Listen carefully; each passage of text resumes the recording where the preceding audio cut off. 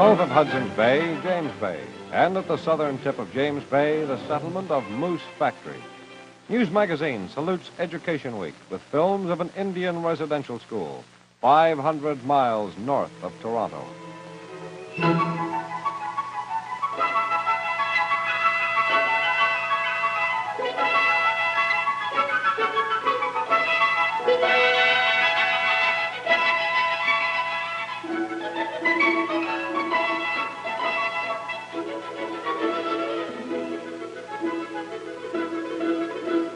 Principal Eric Barrington dispenses first aid among his many other duties. He heads one of Canada's 69 Indian residential schools, scattered in key locations as far north as the Arctic Circle. They've a total of 11,000 pupils, orphans, convalescents, those who live too far in the wilderness to get to a daily school. They learn not only games and traditions, such as the celebration of St. Valentine's Day, but the mastery of words, which will open to them the whole range of the ordinary Canadian curriculum.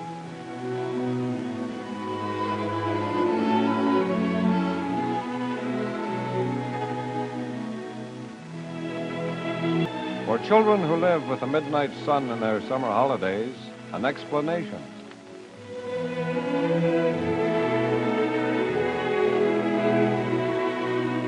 They come to school in September, go home for holidays in June. Instead of the isolation and neglect of the past, a free and equal chance with children in urban centers.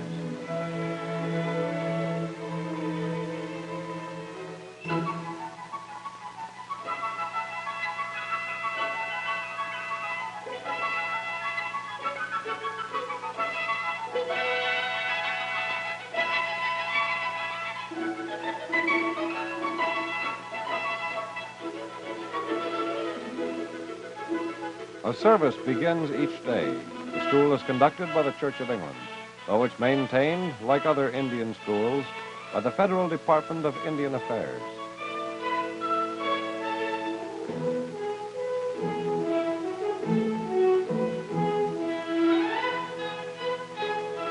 For the oldest Canadians, a new future.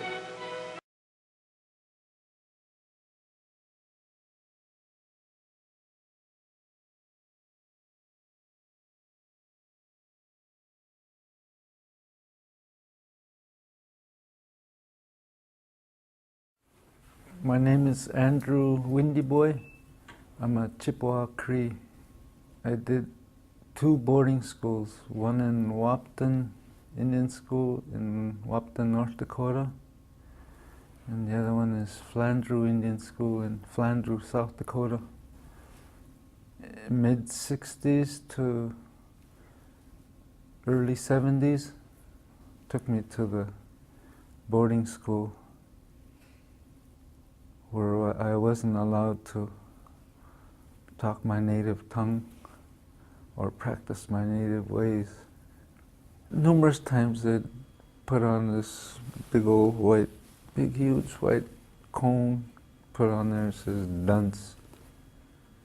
I didn't know what it meant. I didn't know English. They put it on me, make me wear it all over. Kids would laugh at me.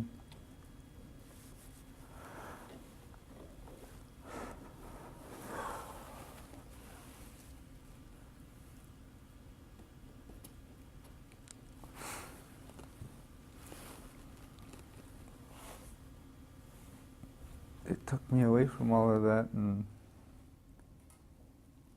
punished me for talking that. It was my first language. I didn't know any other language. So whenever I talk, it came out. Cree would come out, and whenever I talk, I get hit. I got hit so much I lost my tongue. I lost my native tongue. The only thing I remember was my Indian name.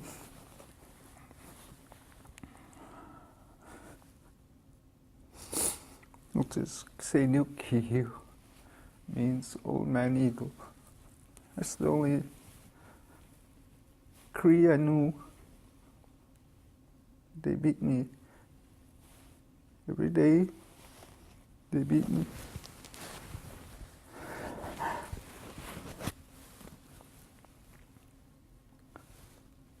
They cut off my hair,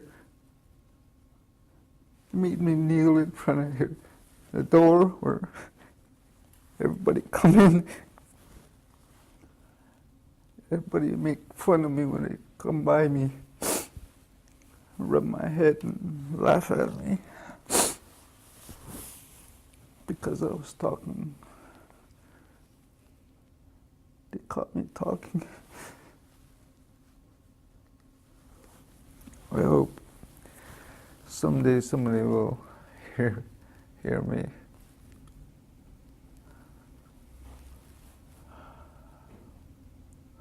I hope nobody has to go through this. We have to have our own language.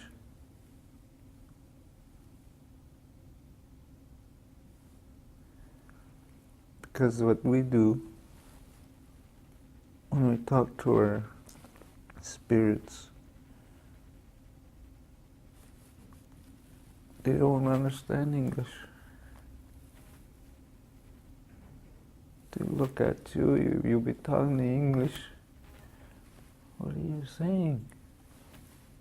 Nobody's saying that in Cree. Like, no, you didn't know what I just said.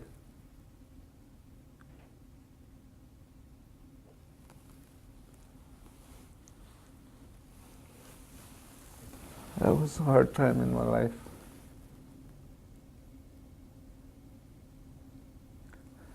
I'll always remember it.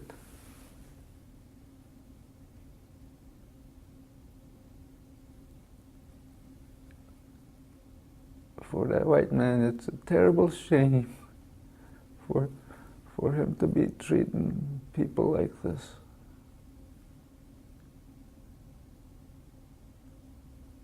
Because we are a people.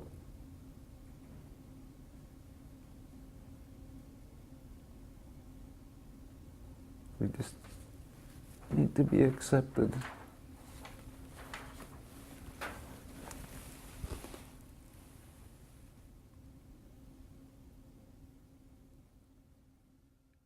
I was eating my breakfast in the morning there, and I was kneeling back on my chair, and one of the staff members came up to me and he kicked the back of the chair, and I flew off my chair and cracked my head on the pavement. And when this happened, he just stood there and he was just laughing at me, and he said to get up and told me to eat to continue to eat my breakfast.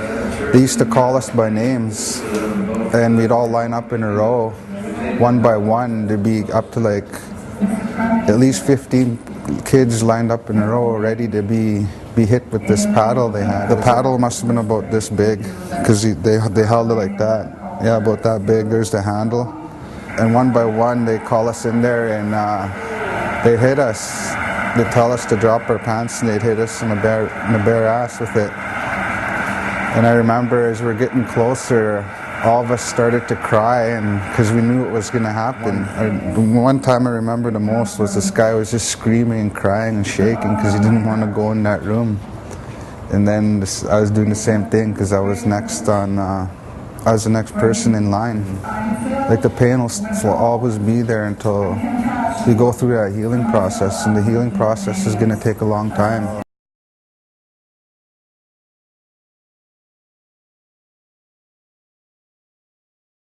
The beating that we took for speaking our language, we used to get severely beaten. At times you couldn't close your hand, it'd be so swollen. But the loss of language and culture through brutal acts of violence was only the beginning.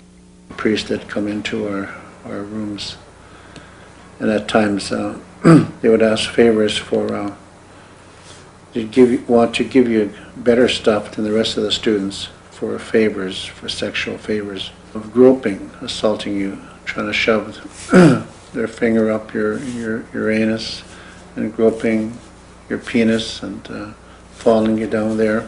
And these were the people that ran the school? Yes, they White were people? Yes, they were the priests and then